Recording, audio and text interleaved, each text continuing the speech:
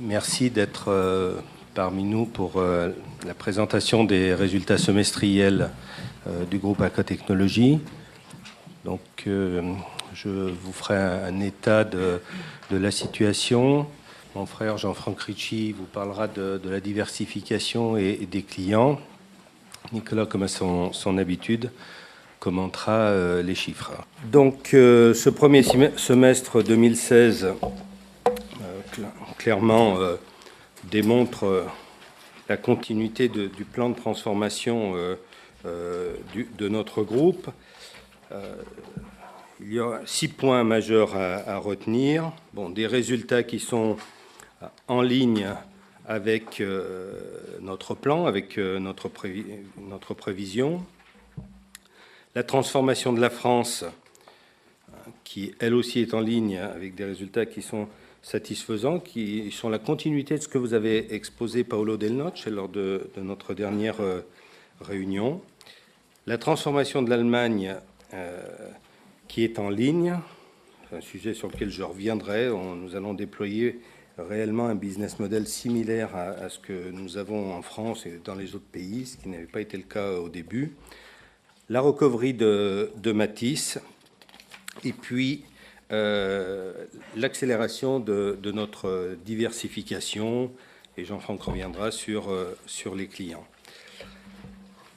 Donc 550 millions de revenus, c'est plus 19%, un résultat opérationnel à plus 42%, un résultat net à plus 74%, une évolution des effectifs qui est forte, même si elle n'est pas synchrone aux revenus, compte tenu de notre politique de sous-traitance. Et puis l'international, qui continue avec un rythme de croissance important, malgré les acquisitions et donc les intégrations qui étaient en cours. Et puis une situation de gearing à 62%, confortable pour le groupe. Au niveau de la France, donc, bon, d'abord, c'est 1500 recrutements. Donc, c'est quelque chose de significatif. Ça montre bien la dynamique. C'est une évolution des revenus, 257 millions de revenus, une croissance forte du résultat. Donc, nous avions eu des commentaires sur la façon de présenter nos résultats en France qui était hors subvention. Donc là, vous les voyez hors et avec. Donc un résultat global qui était à 6,2% et qui passe à 9%. On commence à être dans le normatif de ce secteur en France. Et donc une évolution forte du nombre d'employés. Donc là, c'est vraiment la preuve de la prise en main par la nouvelle équipe managériale au niveau de la France. Je rappelle que ce qu'avait exposé Paolo Del Noce, c'est que concrètement, il nous a remplacés. Et il a fallu, il y a eu une courbe d'apprentissage pour que, après un petit effet de décroissance, pour que la France retrouve sa dynamique. Et on est très content de voir que cela s'est produit au-delà des chiffres. Donc sur l'Allemagne, là, nous avons clairement fait évoluer notre stratégie. En 2012, lorsque nous avons racheté MBTech, notre volonté, c'était de construire sur la base d'un acteur allemand reconnu la totalité du développement allemand. En fait, nous avons perdu 2 ans parce que, compte tenu des difficultés de décision que nous avons avec Daimler, qui sont liées à leur structure, parce qu'il ne faut pas oublier que Daimler, c'est une société qui fait 100 milliards, et donc s'intéresser à une filiale qui fait 300 millions, ce n'est pas tout à fait leur quotidien. Donc pour nous, ça a été vraiment des années difficiles pour comprendre comment réussir à travailler. Aujourd'hui, nous avons déployé une stratégie qui est la même que celle qui est en France, c'est-à-dire des régions qui sont beaucoup plus autonomes. MBTech est recentré sur Daimler, c'était aussi l'attente de Daimler, ça nous règle des sujets de confidentialité, et dans les autres régions, on déploie des business models qui sont ceux d'ACA, tout en bénéficiant bien sûr de toutes les compétences de l'Allemagne. Donc nous avons aujourd'hui dans le Nord, c'est là où nous avions commencé, nous avions acheté peut-être 2006 ou 2007, je ne me souviens plus, peut-être une première société qui s'appelait Octogone et qui nous avait permis de comprendre un peu ce marché. Ensuite, nous avons développé des activités d'ACA dans le Nord, notamment dans l'aéronautique. Et puis, nous avons racheté Euronic. Euronic, une entreprise avec un profil très, très technique, hein, une structure commerciale qui était assez faible et qui vendait surtout par son savoir-faire. Et donc là, nous intégrons Airconic, qui est une société très, très dynamique au niveau des ventes, avec des savoir-faire, mais qui, en plus, va s'appuyer sur les savoir-faire de Euronic. Et on y attend un vrai leverage, avec une satisfaction. C'est un manager du groupe, hein, qui a fait tout son cursus chez nous, qui vient de prendre la direction de cet ensemble, qui travaillait en France, qui est allé ensuite chez MBTech, qui maintenant est dans le Nord. Donc là aussi, c'est une satisfaction plus globale, la démultiplication que l'on commence à mesurer sur des jeunes managers du groupe qui arrivent à des niveaux de direction. Dans le sud, donc principalement la Bavière, là, nous avons encore des choses à réaliser. Donc, il y a un morceau d'Euronic qui est dans le sud, il y a un morceau de MBTech, il y a l'implantation historique d'ACA, on est en train de mettre en place tout le management. Et donc ensuite, on va continuer à dérouler comme nous l'avons fait en France, avec des résultats qui seront similaires dans la durée et j'espère supérieurs dans les valeurs. Le dossier Matisse, donc une intégration qui est réussie. Matisse, 84 millions de chiffre d'affaires, c'était la taille du groupe ACA en 2004. Alors pourquoi je vous dis ça? Pour deux raisons. D'abord parce que c'est une grosse acquisition, même si on en a très peu parlé. Et puis surtout, c'est démontrer à la vitesse où se concentre ce marché. Parce que finalement, nous en 2004, on était un acteur du marché avec toutes les caractéristiques. On avait une centaine de millions et on était un acteur normal. Aujourd'hui, un acteur de la même taille, il n'est plus éligible. C'est la raison qui a amené la défaillance de Matisse. Bon, il y avait aussi d'autres sujets, mais en tout cas, c'est un des sujets.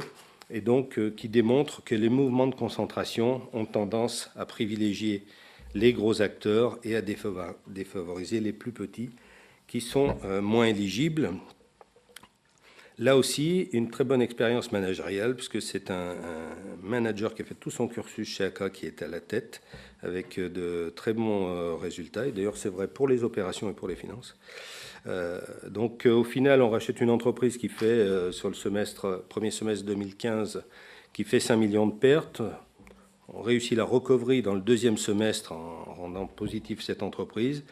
Et puis, 10% de résultats sur le H1 2016, c'est une très belle performance avec des revenus qui sont stabilisés et une société qui est vraiment intégrée.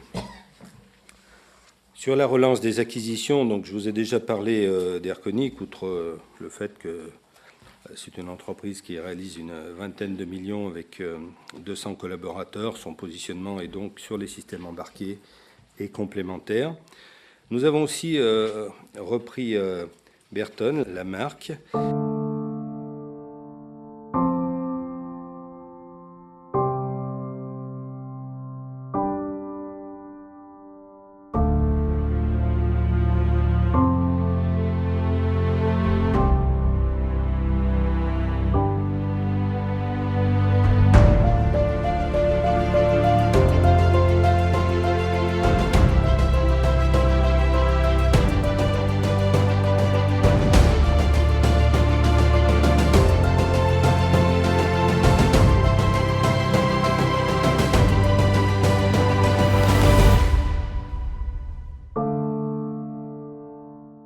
Notre volonté, c'est de renforcer notre image sur le haut du cycle, donc dans la partie style et design. Ça va nous permettre de nous appuyer sur une emblème, et c'est quelque chose qui sera surtout intéressant dans les pays émergents.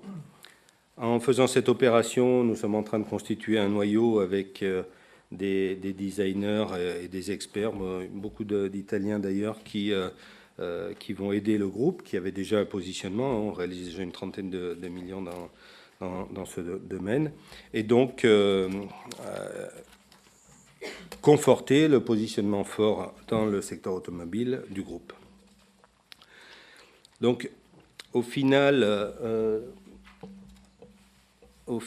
pas de révolution majeure sur les répartitions.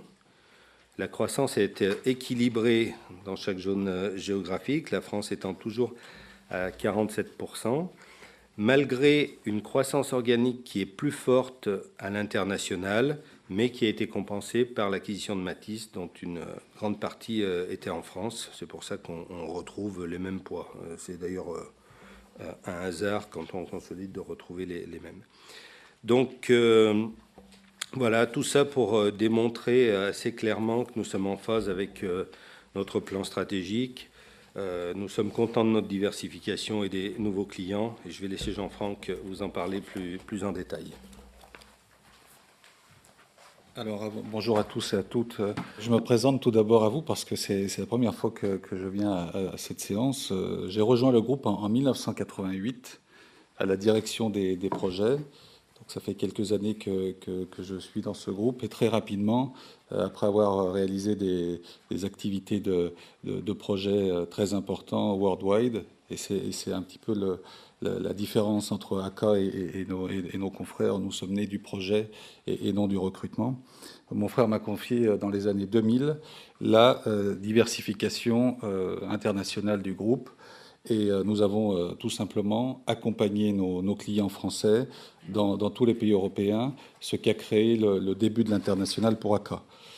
Donc en accompagnant des clients prestigieux comme Alstom, Thales, nous avons réussi à développer les implantations italiennes, belges et toutes celles que vous connaissez en Europe. Ça a été le premier déploiement à l'international du groupe, qui a généré beaucoup de croissance organique ainsi que des résultats très intéressants. Ce positionnement différenciateur de projet nous amène à aller encore plus loin chercher des clients, et nous avons des succès très intéressants, et je voudrais en parler avant de rentrer dans les détails de ce que l'on a fait cette année. Deux projets. Tout d'abord, un projet dans le monde aéronautique, qui est le projet Mitsubishi Aerospace. Je sais qu'on vous en a parlé dans le passé, mais d'un projet qui a été un one-shot, c'est devenu un client récurrent. Un client récurrent qui se trouve aujourd'hui au Japon, pour lequel nous avons des équipes d'ingénieurs français qui sont déplacés sur place et qui génèrent une relation client en apportant toute l'offre du groupe ACA. Ça nous a permis de saturer en plus les équipes toulousaines parce que la volumétrie et le renforcement capacitaire sur ces affaires, on le fait depuis une autobase toulousaine. Donc ce sont des activités qui durent depuis 3 ans. Le client nous reconfirme encore sur des extensions d'avions et on trouve que c'est un très beau succès. Nous avons un autre succès du même genre en Russie avec un OEM russe qui est en charge du développement de véhicules de prestige pour le gouvernement et pour les acteurs qui souhaitent avoir un véhicule russe de prestige. Là aussi, une équipe de front en Russie qui a su vendre et montrer toutes les capacités d'ACA, et des équipes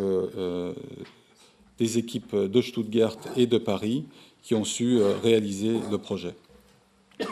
Alors, quand on voit ces succès, nous avons décidé depuis 1 an, et là c'est lancé, de lancer la direction commerciale du groupe, qui est complètement transverse, qui renforce la marketplace que nous avions réalisée. La marketplace, je vous le rappelle, ce sont toutes les offres du groupe cross-fertilisées, et tous nos acteurs doivent être en phase pour pouvoir les proposer à nos clients. Donc cette direction commerciale, qui est d'ailleurs à l'origine des succès que je viens de citer auparavant, va être en charge d'avoir une fonction transverse et de pouvoir pousser au niveau worldwide toutes les capacités du groupe. Alors, tout ça, ça se traduit par des chiffres qu'on va voir sur le premier slide. Donc, dans les secteurs de la mobilité, vous voyez qu'on continue à progresser. On progresse parce qu'au niveau technologique, on est différent des autres.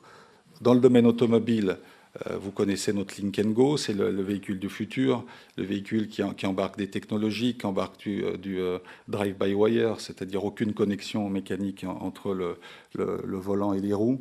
Ces véhicules-là, on ne les a pas aujourd'hui dans nos rues, mais on les aura demain. Et les OEM au niveau mondial, avec les problèmes de pollution, avec les problèmes de réglementation, s'intéressent lourdement à ces projets. Et c'est clair que nous avons un coup d'avance en proposant tout ce que l'on a déjà fait avec notre centre de recherche et avec nos ingénieurs déjà préparés.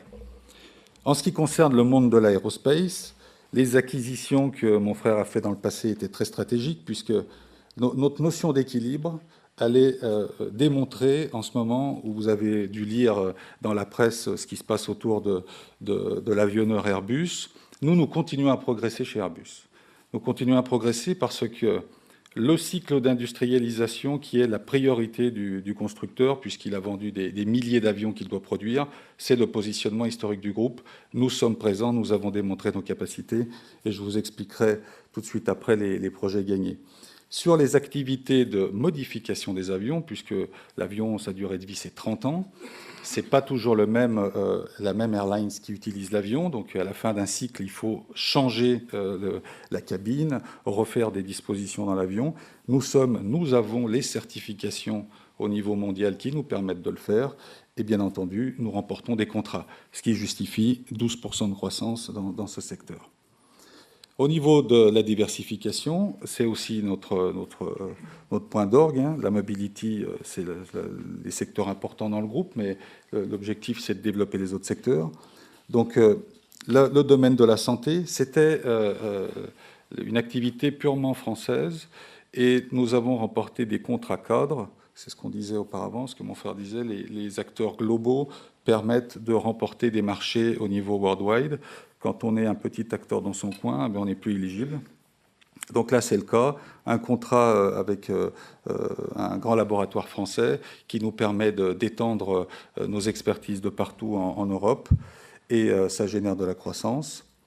Le secteur de l'énergie, alors là, nous avons investi à contre-courant dans le domaine de l'oil and gas avec une stratégie très claire. Il n'y a pas d'acteurs global au niveau worldwide qui sont face à tous les pétroliers. Nous avons des acteurs régionaux qui sont face à un pétrolier, et il est clair que quand le pétrolier n'est plus dans une phase d'investissement, eh bien la société n'a plus d'équilibre. Donc nous avons investi face à deux pétroliers, un français, un italien. Nous sommes en train de faire des synergies entre les deux en élargissant les offres, mais surtout nous sommes en train de proposer à ces pétroliers toute l'offre AK, tout particulièrement chez le pétrolier français Total, qui aujourd'hui a investi dans les batteries. Eh bien, il est très intéressé de tout ce que l'on fait autour du véhicule électrique. Et c'est là où on va pouvoir élargir la plateforme de ses clients, qui revient toujours à notre notion d'équilibre. Il y aura d'autres secteurs dans les prochaines présentations en croissance, puisque nous avons d'autres plans très stratégiques, mais je vous en parlerai la prochaine fois. Si on parle des clients, alors, des nouveaux clients, des anciens clients. Les anciens clients, je vous confirme aujourd'hui que l'on continue à progresser en chiffre d'affaires. Donc, ils nous font confiance. Nous continuons à les accompagner. Je donnerai quelques exemples de projets. Des nouveaux clients. Parmi ceux-là, on a le client PSA. Alors, ce n'est pas tout à fait un nouveau client. On vous avait expliqué que pour des raisons tarifaires, nous avions décidé de nous éloigner un petit peu de ce constructeur. Il s'avère qu'il a besoin de valeur ajoutée, qu'il y a des panels experts qui se sont créés, nous en faisons partie. Et là, par la valeur ajoutée, nous revenons chez ce constructeur sur des projets qui sont plus lointains, avec des affaires beaucoup plus grandes sur le domaine de la conception des véhicules et sur le domaine de l'industrialisation. Au niveau aérospace, Northrop. Donc Northrop, c'est un groupe américain. Donc ça, c'est très intéressant dans notre déploiement asiatique et américain. Là, nous avons su mobiliser 40 personnes sur un projet, et c'est une démonstration de la stratégie de démultiplication. Pour ce qui est des airlines, on continue à déployer toutes les transformations que l'on sait faire au niveau des cabines. Alors, quelques détails sur des projets importants dans le domaine de la mobilité. Donc, plus de 20 millions d'euros signés avec Audi. C'est une belle diversification face à notre premier client Daimler. Donc, c'est une affaire qui consiste à accompagner le client Audi dans les tests électromagnétiques de tous les véhicules. Les véhicules d'aujourd'hui embarquent énormément de technologies, embarquent énormément d'équipements qui peuvent créer des perturbations électromagnétiques dans leur environnement. Nous avons remporté une affaire qui nous propulse avec une visibilité de 5 ans plus 5 ans, 10 ans de visibilité. C'est un centre de 2000 m² que nous construisons face au nouveau centre de R&D Audi qui est basé à Ingolstadt, dans le sud d'Ingolstadt. Et là, nos ingénieurs vont pouvoir valider les voitures d'Audi. C'était une activité que Audi réalisait en interne et nous venons aider Audi sur les succès commerciaux qu'ils ont en déployant tous leurs modèles. Donc ça va mobiliser un certain nombre d'ingénieurs, mais surtout pour nous, c'est un marché captif parce que tous ces équipements qui sont dans la voiture sont réalisés par des équipementiers qui vont venir automatiquement nous voir pour tester leur propre équipement. En ce qui concerne Daimler, donc, les affaires se passent bien avec eux. Nous venons de remporter un dérivé de SUV coupé, qui est un véhicule de prestige. Et là, c'est un projet d'une envergure très importante, sans précédent d'ailleurs pour l'entreprise, puisque là, du design du véhicule, nous allons réaliser l'intégralité du projet. C'est 5 ans de visibilité, jusqu'à la validation, l'intégration des équipements qui sont faits par les équipementiers qui sont partout dans le monde, et tout particulièrement aux US en ce qui concerne cette affaire, et la validation, la mise à la route du véhicule. Là, c'est un contrat de plus de 30 millions d'euros. Sur les clients plus historiques, donc Airbus, qui vient de nous confier au niveau transnational, puisque c'est une affaire qui va occuper nos équipes toulousaines, nos équipes allemandes, anglaises. Donc c'est du support au manufacturing. Et là, l'enjeu d'Airbus, c'est de produire ces avions. Et nous sommes ravis de pouvoir l'accompagner dans cette démarche. Pour finir, Thales a remporté énormément de projets dans le Middle East. Vous savez que Thales a un projet qui s'appelle Ambition 10. Ambition 10, c'est de faire vraiment progresser Thales partout dans le monde, multisecteur, multimétier. Et là, nous sommes ravis de les accompagner. Nous avons signé ce contrat. Thales a remporté énormément de projets autour du monde du ferroviaire dans cette région. Et AK Technologies, nous sommes la seule société à avoir été retenue pour déployer tous les ingénieurs nécessaires au suivi, à la mise en service de ces équipements. En ce qui concerne le Middle East, c'est une start que l'on a fait il y a 5 ans. Nous sommes vraiment successful dans la région. Et nous allons vous présenter dans la foulée un petit film de ce qui s'est passé dernièrement en montrant le véhicule de demain aux autorités locales.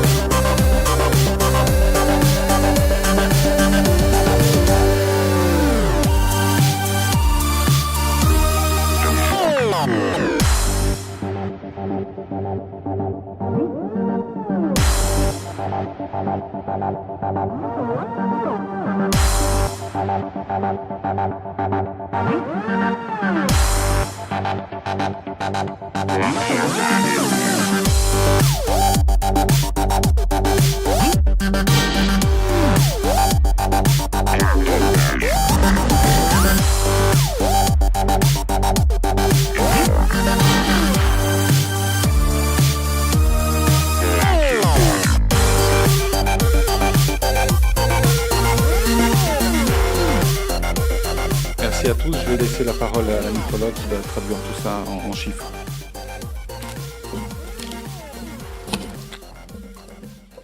Bonjour. En synthèse de ce premier semestre, sont à retenir 3 points majeurs. La dynamique du revenu, le succès de la transformation de la France, qui se traduit par le doublement des marges, et la croissance du profit pour l'ensemble du groupe. Revenons à la dynamique du groupe sur son chiffre d'affaires. Ce slide illustre la croissance du groupe qui s'est accélérée, comme prévu, grâce à une croissance organique solide dans chacune de nos régions. La croissance organique au niveau du groupe était de 8%.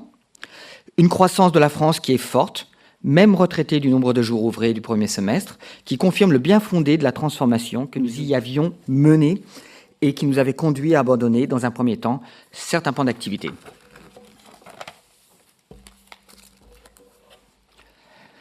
Quant à la photo de nos profits, on peut remarquer une profitabilité France qui revient aux normes, un taux de profit allemand qui intègre le coût de la réorganisation et de la décentralisation, l'international qui reste à des niveaux élevés, et le BU autre qui est stable et qui inclut les subventions de recherche qui sont constantes car elles correspondent à la dimension de notre centre de recherche. On s'attend à des subventions de recherche pour l'année 2016 autour des 15 millions comme les années précédentes. Pour la France. Pour la France, comme l'a indiqué Maurice, la France bénéficie du succès de sa transformation avec une croissance qui est très solide, 17% de croissance en intégrant Mathys, 5,1% en organique. On est très content. On a encore des gisements d'amélioration et c'est une performance qui n'est pas liée aux 3 jours ouvrés supplémentaires par rapport à l'année dernière, car les jours ouvrés supplémentaires ont été compensés par des congés supplémentaires au T2. On avait des équipes qui avaient beaucoup travaillé sur le T1. Donc c'est vraiment une croissance qui est due à la bonne performance opérationnelle. On a une marge qui double à 6% et qui même monte à 9% lorsqu'on intègre les subventions de recherche du périmètre, ce qui nous met tout à fait dans le benchmark des meilleurs de la classe sur la France. C'est une profitabilité qui va continuer de progresser dans les prochains semestres pour atteindre un niveau normatif dès 2017. Les effectifs, enfin, à 6 088 salariés, sont en croissance de 12% year on year, soit stable par rapport à fin décembre. On a lancé une campagne de recrutement en septembre qui s'annonce très fructueuse. Alors, quelques données aussi intéressantes sur la France. On a un TASE qui a progressé de 160 points de base à presque 90%. Un turnover qui est en croissance de 13% à 18%, semestre contre semestre. Et donc, comme je l'évoquais, des working days qui sont de 64 jours contre 61 jours l'année dernière.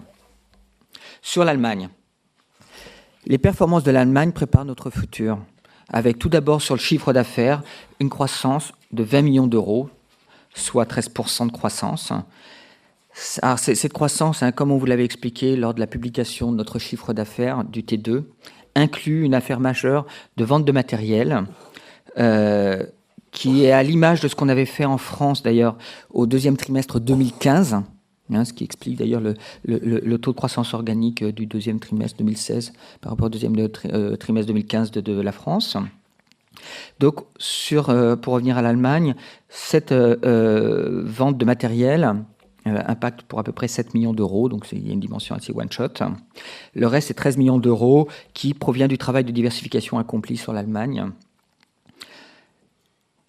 Quant au profit, le profit, lui, il n'est pas à la hauteur de nos ambitions. On a encore du travail. il y a deux effets qui se croisent. Alors, un premier effet qui est l'investissement sur les recrutements. On a fait un grand programme d'investissement sur les recrutements. On a 250 personnes qui ont été recrutées en avance de phase, compte tenu du contexte de l'emploi qui est compliqué en Allemagne. On a des plans ambitieux de développement de l'activité en Allemagne. Et on a besoin aussi d'avoir les ressources adéquates pour les adosser à nos enjeux clients. Et puis, il y a un deuxième impact qui est qu'on casse l'organisation qui s'était recentralisée autour de Stuttgart pour la redéployer en agilité dans les trois grandes régions et ainsi pouvoir se rapprocher de nos clients et les accompagner dans leurs souhaits de productivité. On est du coup, grâce au travail qui est accompli, grâce à la performance qu'on a pu obtenir sur la France lors de notre déploiement business model, très confiant sur le déploiement en Allemagne du business model et des performances qui vont venir. Alors juste en conclusion de ce slide, tout à l'heure je vous parlais du recrutement et vous voyez que les effectifs sont à 3368 personnes à comparer aux 3105 personnes que nous avions au H1 2015. Sur l'international, alors sur l'international, la croissance et la marge demeurent de premier plan, avec une grande majorité des entités qui sont en croissance et avec des marges à 2 chiffres. Alors on est plus gros, c'est vrai que c'est plus challenging de garder des croissances supérieures à 10%, mais on est dans des bonnes performances. Les activités internationales, alors je vous rappelle, elles sont définies comme étant hors Allemagne, profitent du renforcement de leur positionnement grâce aux acquisitions qui ont été faites l'année dernière d'Epsco, de Coriolis et de Matisse. Leur chiffre d'affaires, qui ressort à 113,1 millions d'euros sur le semestre, est en progression de 37,6% comparé à 2015. La croissance organique est restée soutenue à 5,5% sur l'ensemble du premier semestre, en dépit d'une base de comparaison qui était élevée. La majorité des pays affiche une forte croissance sur la période avec des marges élevées. Et en dépit de la poursuite que l'on effectue sur les équipes commerciales, pour continuer la croissance future, que ce soit en Espagne, en République tchèque, en Turquie, en Suisse ou au Royaume-Uni.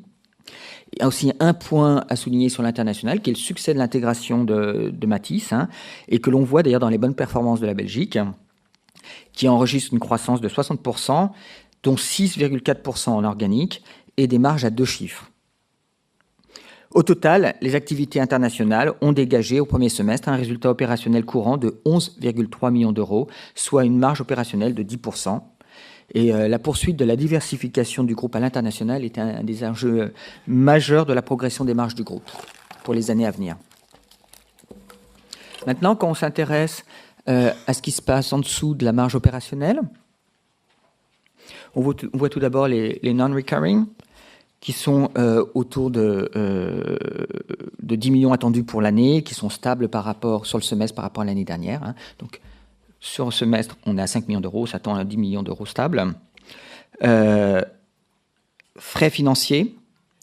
Là, sur le frais financier, il y a un travail intéressant qui a été fait. D'abord, on a réussi avec succès à refinancer au 1er juillet un nouveau RCF de 200 millions d'euros à des conditions qui sont extrêmement attractives. C'est un nouveau RCF qui double notre force de frappe, tout en augmentant notre flexibilité, en diminuant le coût et en allongeant la maturité de la dette et en diversifiant nos sources de financement, puisqu'on en a profité pour internationaliser notre pool bancaire. Donc vraiment, on a visé une multitude d'enjeux. Ça nous permet aussi, vous le comprenez bien, une flexibilité accrue pour poursuivre notre diversification, que ce soit en organique ou via des acquisitions ciblées. Aussi quelques éléments concernant le financement factor. Alors, le financement factor, c'est 140 millions d'euros au 30 juin 2016.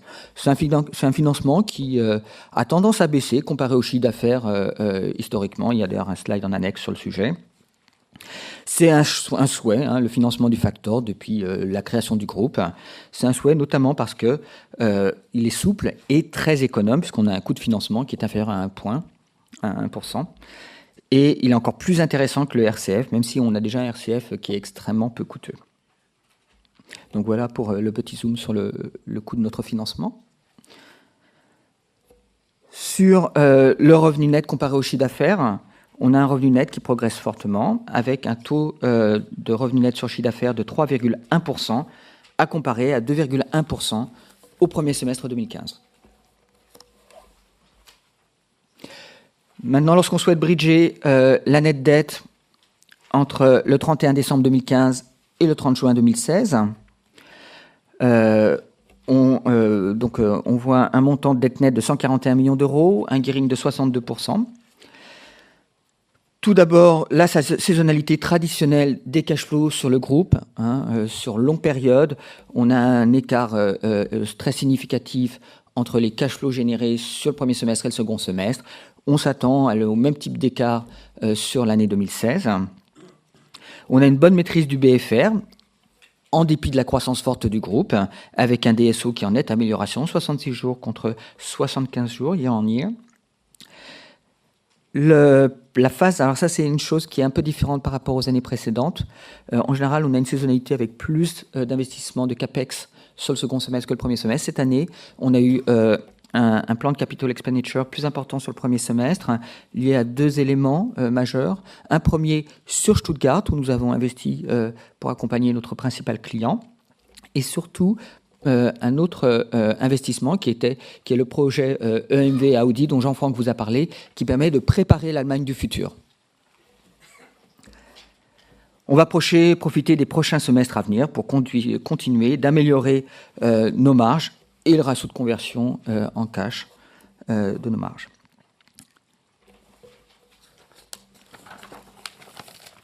Donc, au final, cela nous permet de produire un bilan qui demeure équilibré, avec un gearing à 62%. Ça inclut des acquisitions qui ont été dynamiques, une dette nette maîtrisée de 141 millions d'euros, un DSO qui a diminué de 10 jours et un hors bilan factor qui est stable. Le cash ressort à 123 millions d'euros. On a ce RCF de 200 millions d'euros non tiré. Donc on a les moyens de poursuivre notre stratégie de croissance interne et externe, tout en maîtrisant nos équilibres financiers et les intérêts de nos actionnaires. Et maintenant, Maurice va pouvoir revenir sur les axes de développement des semestres à venir. Je vous remercie.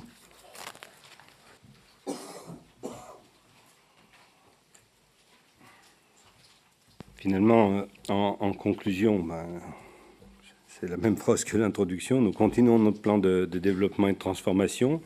On a la chance de le faire dans un marché qui est porteur. C'est quelque chose que j'aime à rappeler. Bien sûr, on confirme les objectifs de 2016. Quand on parle d'un marché porteur, alors c'est vrai que la presse a parlé d'aéronautique. Je ne vais pas y revenir. Jean-Franck l'a déjà exposé. Il n'y a rien de nouveau. On sait qu'il n'y a pas de programme de nouvel avion prévu. Il faut déjà faire voler ce qui existe. En revanche, ils en ont beaucoup à produire. Ça reste quelque chose de fondamental comme secteur. Au niveau de l'automobile, il peut aussi y avoir des inquiétudes sur un secteur qui est en haut de cycle. C'est un élément qui est juste, dans le sens où il y a eu énormément de modèles lancés par tout un tas de constructeurs. En revanche, derrière le modèle principal, il y a tous les dérivés.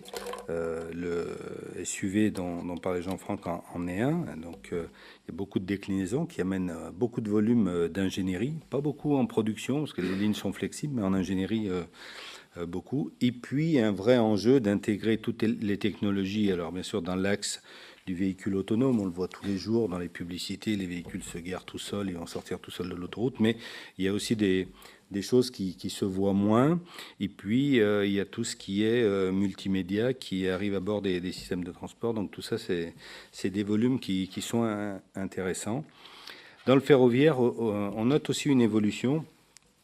Le projet de Thales, il est intéressant dans le sens où les constructeurs de trains, historiquement, il s'appelle Alstom, il s'appelle Mitsubishi, il s'appelle Siemens, et c'est des entreprises qui arrivent du monde de la mécanique.